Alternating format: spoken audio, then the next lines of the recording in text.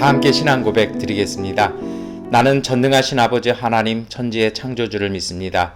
나는 그의 유일하신 아들 우리 주 예수 그리스도를 믿습니다. 그는 성령으로 잉태되어 동정녀 마리아에게서 나시고 본디오 빌라도에게 고난을 받아 십자가에 못 박혀 죽으시고 장사된 지 사흘 만에 죽은 자 가운데서 다시 살아나셨으며 하늘에 오르시어 전능하신 아버지 하나님 우편에 앉아 계시다가 거기로부터 살아있는 자와 죽은 자를 심판하러 오십니다. 나는 성령을 믿으며 거룩한 공교회와 성도의 교제와 죄를 용서받는 것과 몸의 부활과 영생을 믿습니다. 아멘. 찬송가 552장 찬송 드리겠습니다.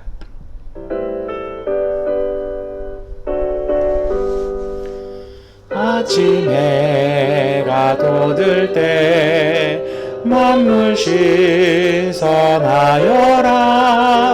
나도 세상 지날 때 햇빛 되게 하소서. 주여 나를 도우사 세월호 성 안고서 어두운 세상 지날 때 햇빛 되게 하소서. 새로워는 광음을 보람있게 보내고 주의 일을 행할 때 햇빛 되게 하소서. 주여 나를 도우사 세월호 성 안고서 어두운 세상 지날 때 햇빛 되게 하소서.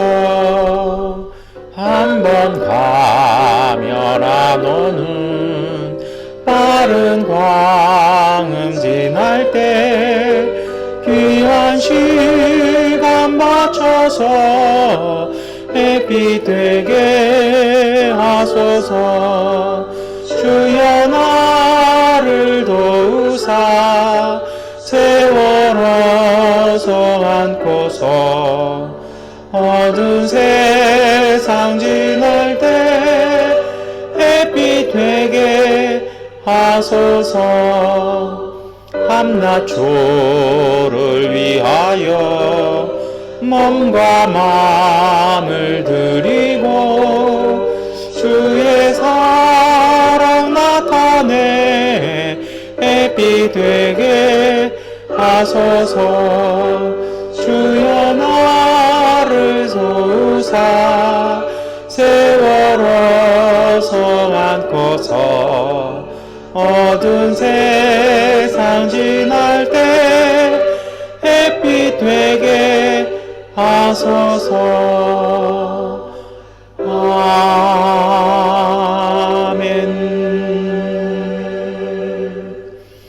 아멘.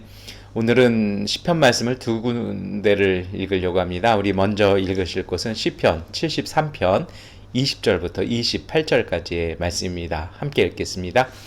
아침이 되어서 일어나면 악몽이 다 사라져 없어지듯이 주님께서 깨어나실 때 그들은 한낮 꿈처럼 자취도 없이 사라집니다.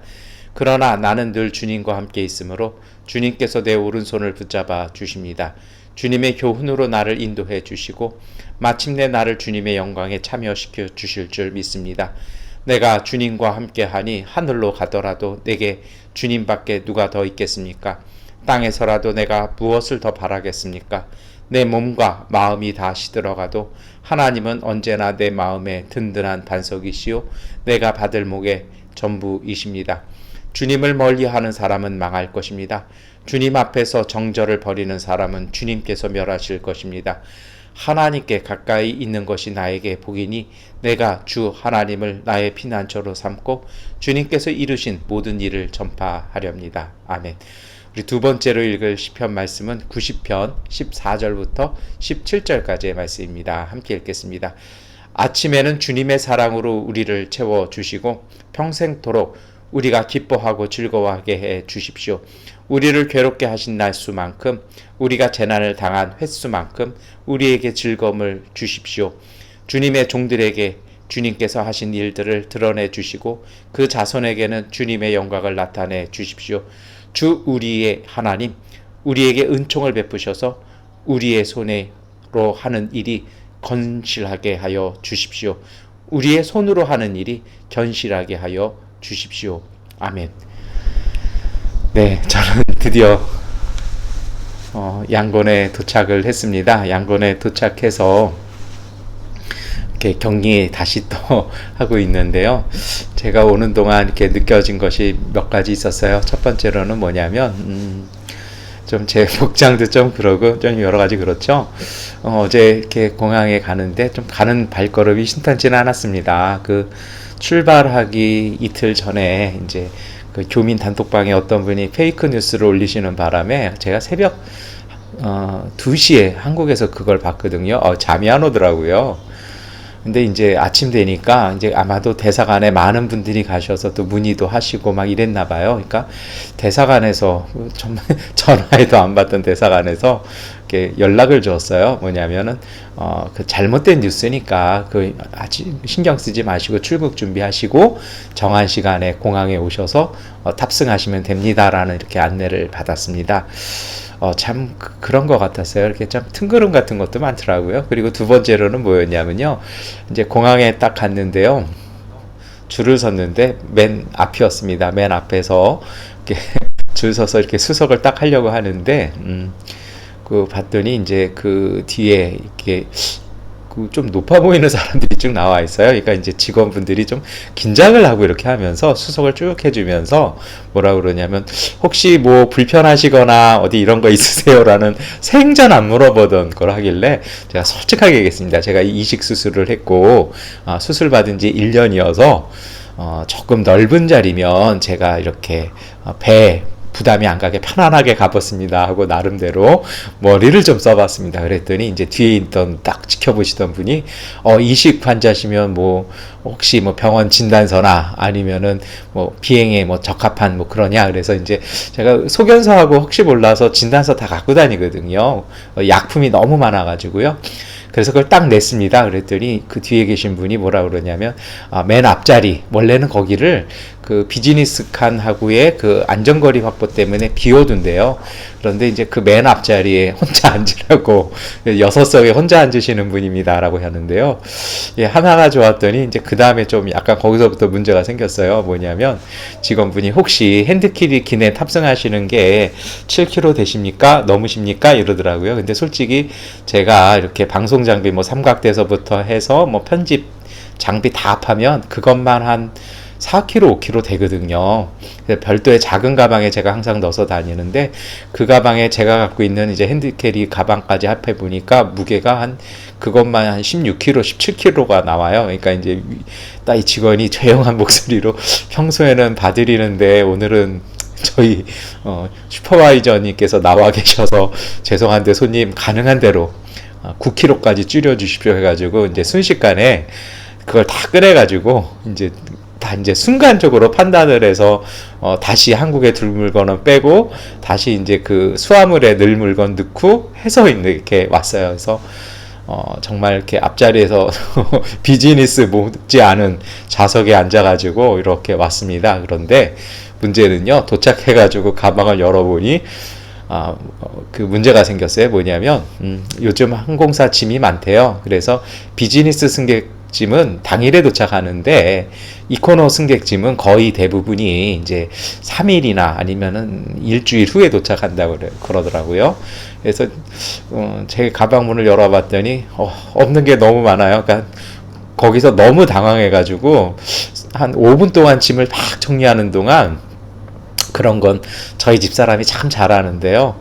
엉뚱한 것만 넣어 갖고 왔어요. 열어보는 순간 정말 내가 왜 이렇게 가방을 했지? 라고 하더라고요. 그래서 사실은 방송용 삼각대도 놓고 오고 뭐 여러 가지 놓고 와서 도착하자마자 그거 급하게 밤중에 막 조달해 가지고 이렇게 또 여러 가지 예배 준비하고 이렇게 하는데요.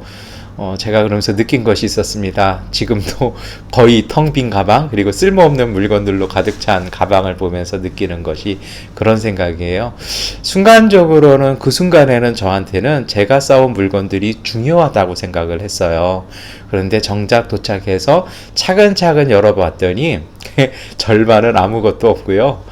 그리고 솔직히 조금 더 넣었어도 되는 건데 너무 제가 주눅 들어서 잘못 갖고 것들이 있더라고요. 그래서 오늘 이렇게 복장도 조금은 불량합니다. 이해를 부탁드립니다. 오늘 제가 이 말씀 드린 이유가 있어요. 여러분, 우리가 삶을 살아가면서 이럴 때가 참 많아요. 그 순간에는 중요하다고 생각을 합니다. 그런데요, 정작 삶을 돌아보고 어느 순간 이렇게 정리를 해보면요, 저는 그 다니엘서에 나오는 말씀이 제 인생 말씀 중에 하나거든요. 메네메네 데겔 바르신, 때가 되어서 달아보니 함량이 부족했다. 하나님께서 그 바벨론 황실에다가 주신 심판의 말씀이었는데요. 그 말씀 읽으면서 저는 참 그런 생각을 했어요. 뭐냐면 우리가 살면서 항상 우리의 삶에 그 무게들, 그런 것들이 가치들이 있잖아요. 그것이 정말 진중해야지 바람 같고 흩날리는 겨와 같으면 그것이 무슨 소용이 있을까라는 생각이 듭니다. 여러분, 삶이란 게 그래요. 우리가 살아가는 게 다 흔적이 남아요. 자취가 남거든요. 그런데 어떤 것들은 그것들이 정말 삶이 성숙되어지고 앞으로 나가는 그러한 힘이 실린 곳이 되기도 하지만요. 그렇지 않은 경우엔 때로는 상처가 되기도 하고 때로는 무의미한 걸로 되는 것 같아요. 제가 공항에서 가방짐을 잘못 채워 넣었던 것처럼요. 우리의 삶도 그럴 때가 있어요. 그런데 오늘 시편 73편 20절 말씀이 그렇잖아요. 한번 같이 읽어볼까요? 아침이 되어서 일어나면 악몽이 다 사라져 없어지듯이 주님께서 깨어나실 때 그들은 한낮 꿈처럼 자취도 없이 사라집니다. 여러분, 73편 그 19절까지 좀 부질없는 삶에 대해서 쭉 이야기들이 나오거든요. 얼마나 멋지고 얼마나 럭셔리해요. 제가 한국에서 지내는 동안 그런 분들을 좀 몇 분 봤어요. 주어진 삶에는요, 제가 말씀드린 것처럼 그 가치가 있어요. 그 가치라는 것은 무엇이냐면 그 자리, 그 시간, 그 상황 속에서 꼭 우리가 해야 할 삶의 무게들이, 감당해내야 되는 무게들이 있고요. 그 우리가 만들어야 될 열매들이 있는 거예요. 초등학교 1학년 때 1학년 공부를 마쳐야 되고요. 3학년 때는 3학년 공부를 마쳐야 돼요. 유치원 공부는 유치원에서 마쳐야 되는 거죠. 이거를 가지고 중학교, 고등학교, 대학까지 가지고 가면 문제 생기잖아요. 삶도 마찬가지거든요. 때로 우리가요, 삶에서 좀 즐거울 수도 있고요. 재밌을 수도 있고요. 멋져 보일 수 있고 또 럭셔리한 걸 수도 있어요. 그런데 여러분, 그런 것들에 너무 취해서 정말 우리 삶 속에 그 상황, 그 시간 속에서 해야 할 일들을 놓친다라면, 그걸 이루지 않는다라면 그것은 한낱 꿈에 불과합니다. 잔치가 끝나고 나면 쓰레기만 가득한 것처럼요. 그러한 좀 사치성, 허영성 잔치가 돼버린다라는 문제가 있죠. 그래서 시편 기자는 기도합니다. 아침이 되어서 일어나면 악몽이 다 사라져 없어지듯이 그런 것들은 다 없어질 것이라는 것입니다. 여러분, 그래서 오늘 우리의 삶을 다시 한번 되짚어봐야 되고요. 살펴보아야 합니다. 정말 언제요? 주님께서 우리를 비춰보시고 우리가 하나님 앞에서 꿈이 깰 때 그것이 정말 꿈처럼 사라지는 것인지 아니면 우리의 삶 속에서 열매가 되어서 나올 것인지를 항상 보아야 합니다. 가끔 사람은요, 이게 어려워요. 그게 왜 그런 줄 아십니까? 때로는 오늘 우리의 현실이 너무 무겁고 부담스럽기도 하고요. 다가올 내일이 두렵기도 하고 부담스러워서도 꿈에 깨기 싫어해서 일부러 삶의 수면제를 놓아가는 경우도 있습니다. 잊고 싶은 거죠. 잊고 싶은 것보다는 사실은 그 기다림을요, 그 부담감을 준비와 성찰로 채워나가야 되는데 잘못된 걸로 채워나가는 것이죠. 여러분, 그렇다라면 이게 삶이 좀 문제가 있는 경우들이 많아요. 그러면서 두 번째 문제는 무엇입니까? 삶의 건강한 성장과 성숙을 위해서 써야 될 에너지들을 다 엉뚱하게 소비해버리고 소모해버리는 것입니다. 그리고 정작 그 자리, 그 시간, 그 문을 지나가야 할 때에 그 에너지가 없는 거예요. 그 공력이, 성경적 표현으로는요, 그 공력이 없는 거죠. 그래서 그런 말씀 나오잖아요. 집을 지을 때 제가 작년 연말에 그런 말씀 드렸었는데, 서신서에 나오는 말씀인데요. 집을 짓는데 지푸라기나 나무나 돌로 짓는데 불이 지나가고 나면 그 집에 공력이 나타날 것이다라고요. 그래서 제가 그때 아기 돼지 삼총사 동화 이야기도 말씀을 드렸던 것 같아요. 여러분, 그래요. 하나님께서 우리에게 주신 자원들, 시간들은요, 다 의미가 있어요. 그리고 그것이 마땅하게 쓰여져야 할 곳이 있습니다. 그곳이 잘못 쓰여지는 것이라면 그거는 뭔가 좀 문제가 있는 겁니다. 왜요? 정작 거기에 써야 할 것에 쓰질 못하거든요. 여러분, 오늘 우리도 마찬가지예요. 그래서 사실은 왜 이 23절부터 왜 주님을 가까이 하는 것이 복입니다라고 얘기하고, 또 23절에도 우리 한번 읽어볼까요? 그러나 나는 늘 주님과 함께 있으므로 주님께서 내 오른손을 붙잡아 주십니다. 왜 이 말씀이 필요할까요? 우리는 잘 그거 몰라요. 그런데요, 하나님을 가까이 할 때 하나님께서 오늘 우리를요 깨닫게 하십니다. 그리고 이것이 어느 곳에 어떻게 써야 할지를 알게 하시는 거죠. 여러분, 그 운동 경기 해보면요, 그 프로 경기들 같은 경우들 이렇게 보시잖아요. 그러면 이 선수가 참 중요해요. 근데 요즘은요, 현대 축구에서는 선수보다도, 우리나라 같은 경우도 2002년 월드컵을 경험하고 나서는요, 선수보다도 뭘 더 중요하게 여기냐면 감독을 더 중요하게 합니다. 그래서 예전에는 뭐 유명한 선수 이름을 들면서 이런 선수가 출전한다 이랬거든요. 근데 우리나라가 월드컵 4강에 들어가고 난 이후부터 바뀌었어요. 언론이 바뀌었어요. 뭐라고 얘기합니까? 감독 이름이 앞에 나옵니다. 예전에 감독 별로 중요하게 여기지 않았거든요. 80년대, 90년대에는요, 선수가 중요했어요. 왜요? 감독이 지시해도 잘 뛰는 선수가 자기 기량껏 해서 하고, 나머지 선수들은 이제 전방 공격수한테 어떻게든 골만 연결하면 된다라는 거죠. 그러니까 상대쪽 전력은 어떻습니까? 우리나라의 정말 스트라이커라고 얘기하는 한 명이나 두 명만 집중 마크 해버리면 골문 앞에서 아무런 유효성 슛을 못 날리는 거죠. 왜요? 적의 감독도, 상대 국가 감독도 알기 때문입니다. 그런데 2002년 월드컵이 되면서부터 감독이 중요하게 됐어요. 왜 그런 줄 아십니까? 감독이 하는 역할은요, 그 상황에 맞춰서 이 선수를 어느 곳에 어떻게 써야 할지를 파악해서 적절하게 쓰는 것입니다. 오늘 우리 시대의 삶 속에는 이 감독과 같은 이 디렉터의 안목이 필요하다고 생각합니다. 그거를 우리에게 주시는 분이 누구십니까? 삶을 열심히 살아가시는 분들의 어떤 경륜도 있고 경험도 있습니다만, 하나님께서 우리를 진리를 통해서요, 또 성령을 통해서 우리로 깨닫게 하십니다. 이것이, 이 시간이, 이 자원들이, 이 여러 가지 것들이 정말 어느 곳에 쓰여야 될지 하나님의 경륜을 읽게 하고 하나님의 의도를 읽게 하고 거기에 맞춰서 쓰여지도록 하나님께서 역사하시는 것입니다.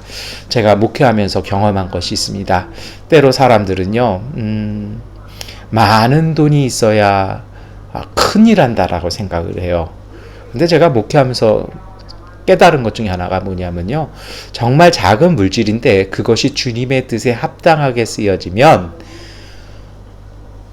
몇십 배, 몇백 배의 효과를 갖고더라는 것입니다. 그래서 숫자가 중요한 게 아니라는 것입니다. 정말 주님의 뜻에 그 자리에 효율적으로 맞게 딱 사용하면 놀라운 일이 벌어진다라는 것이죠. 그래서 하나님께 가까이 하는 것이 복이라는 것입니다. 그래서 여러분, 때로 오늘 우리의 삶이 좀 지치고 힘들어질 수도 있어요. 그래서 우리도 좀 잊고 싶을 때도 있고 우리도 무너질 때도 있어요. 그런데 우리가 그렇게 해서는 안 될 것입니다. 우리 25절, 26절 말씀 함께 읽겠습니다.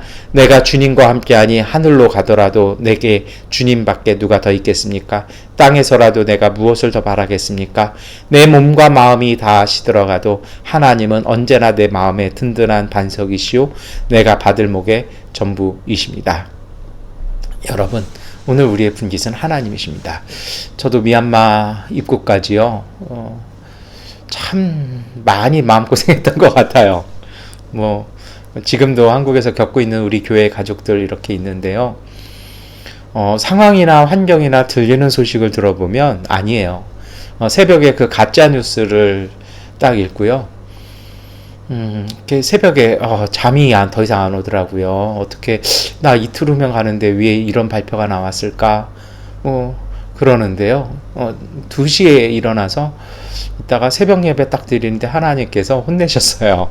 왜 소식을 믿냐고요? 그게 진짜인지 아닌지도 모르는데. 그래서 전 다시 결정했던 것 같아요. 그냥 하나님 주신 응답을 따라가기로요. 여러분, 때로 우리도 쇠해질 수 있고 힘들 수도 있어요. 몸과 마음이 힘 빠질 때도 있죠. 그러나 하나님께서는 우리에게 힘이 되어주시고 우리에게 길이 되어주시고 빛이 되어주십니다. 그래서 하나님을 가까이 하십시오. 정말 깨어나셔야 돼요. 분별해야 돼요.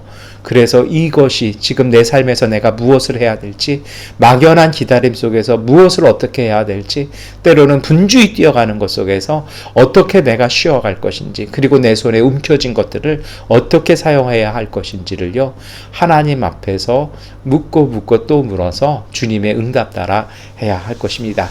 그런 분들에게 주시는 하나님의 축복이 있습니다. 그것이 바로 시편 90편 14절 17절 말씀인데요. 그러한 삶을 사시는 분들에게 하나님의 은혜를 주십니다. 14절 말씀 함께 읽겠습니다. 아침에는 주님의 사랑으로 우리를 채워주시고 평생토록 우리가 기뻐하고 즐거워하게 해 주십시오. 여러분, 그러한 삶을 사시는 분들에게요, 정말 하나님이 주시는 깨달음을 통해서 분별해서 삶 속에서의 바른 걸음, 그리고 바른 시간, 바르게 자원들을 잘 사용하시는 분들은요, 하나님이 주님의 사랑으로 채워주시고 평생을 기쁘게 하십니다. 그리고 더 놀라운 은혜가 있죠. 15절 말씀 함께 읽겠습니다. 우리를 괴롭게 하신 날수만큼, 우리가 재난을 당한 횟수만큼 우리에게 즐거움을 주십시오. 아멘.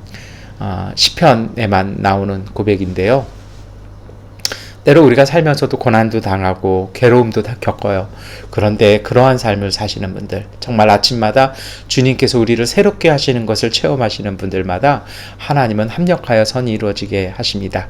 괴로운 일도 겪었어요. 재난도 겪었어요. 그런데 고난이나 괴로움이나 이 재난이 우리가 소멸되어지는 자리가 아니라 이 시간이 오히려 연단되어지고 훈련되어지고 더 예리해지고 더 단단해져서 여러분, 하나님께서 주시는 놀라운 축복의 삶을 누릴 수 있는 그러한 은총의 삶이 된다라는 것입니다. 여러분, 남들처럼 놀고 싶을 때 놀 수 있죠. 남들처럼 흥청망청 그러고 싶을 때도 있어요. 그런데 그것을 감내하면서 하나님 앞에서 우리 자신을 겸비하면서요, 바로 세우고 자세를 만들고 이렇게 열심히 살아가는 것 때문에 힘듦도 당합니다. 때로는 어려운 일도 당합니다. 그런데 하나님은요, 그것을 통해서 더욱 놀라운 축복들을 주시는 것입니다. 여러분, 그런 것 같아요. 정말 귀하고 좋은 것은요, 그 그릇이 온전하지 못하면 담아낼 수가 없습니다. 여러분, 단련되어지고 훈련되어진 사람들은요, 그냥 되지 않아요. 고난을 통해서, 재난을 통해서요, 그 속에서 연단되어져서 훌륭하게 성장되어지는 것입니다. 그 도가니에서, 그 용광로에서 단련되어진 단련되어진 곳에서 정금이 나오는 법입니다. 우리가 때로 힘들 수도 있습니다. 그러나 그 속에서 이때가 내가 연단받을 때고 이때가 시험받을 때라는 것, 그리고 이 속에서도 하나님의 경륜이 나를 이끄신다라는 것을 알고 그것을 잘 견디고 그것을 통해서 힘듦에 마음을 빼앗기는 것이 아니라 그것을 극복하고 이기기 위해서 하나님과 더불어 힘을 내고요, 자신을 성찰해서 온전함을 이루시는 분들을 통해서 여러분, 우리는 온전해집니다. 그 온전한 그릇 속에 하나님은 귀하고 아름다운 것들을, 더 좋은 것들을 담아 주시는 것입니다. 이러한 복들로 여러분 은혜 가득하시길 바랍니다. 17절 말씀 함께 읽겠습니다. 주 우리 하나님, 우리에게 은총을 베푸셔서 우리의 손으로 하는 일이 견실하게 하여 주십시오. 우리의 손으로 하는 일이 견실하게 하여 주십시오. 이러한 삶을 사시는 분들이요, 그 손으로 하는 모든 일들이 정말 견실이라는 말이요, 이 튼튼하고 열매 있는 삶을 사시게 될 것입니다. 이 은혜와 복으로 오늘 하루도 기쁨으로 사시기를 축원합니다. 기도하겠습니다. 전능하신 아버지 하나님, 오늘 우리의 삶을 허락하여 주셨습니다. 이 아침 주 앞에서 겸비하게 하시고 온전히 우리 자신을 성찰하게 하여 주옵소서. 우리에게 주어진 시간들, 우리에게 있는 자원들, 하나님 우리의 것이라 여기는 것들을 주님, 이것을 흥청망청 쓰지 말게 하시고 주님의 뜻을 살펴 온전히 쓰게 하여 주시옵소서. 때로는 절제하게 하시고, 때로는 용기를 갖게 하시고, 때로는 여유를 갖게 하시고, 때로는 열정을 품게 하여 주셔서 이 모든 삶의 조화를 통하여 하나님, 우리가 온전하게 하여 주시옵소서. 우리를 매일 아침마다 새롭게 하여 주시고 주님의 사랑으로 가득 차 하나님, 믿음으로 이루어지는 모든 일이 견실함이 이루어질 수 있도록 은혜 더하여 주옵소서. 하나님, 이제 교회 모든 공사 마치고 이제 교회 짐들을 하나씩 옮겨가고 있습니다. 주님께서 과정을 지켜주시고 인도하여 주시고 지혜 더해 주셔서 온전한 하나님 앞에 기도하는 예배실 되게 하여 주옵소서. 예수 그리스도의 이름으로 기도드립니다. 아멘. 하나님께 기도하는 시간 갖도록 하겠습니다.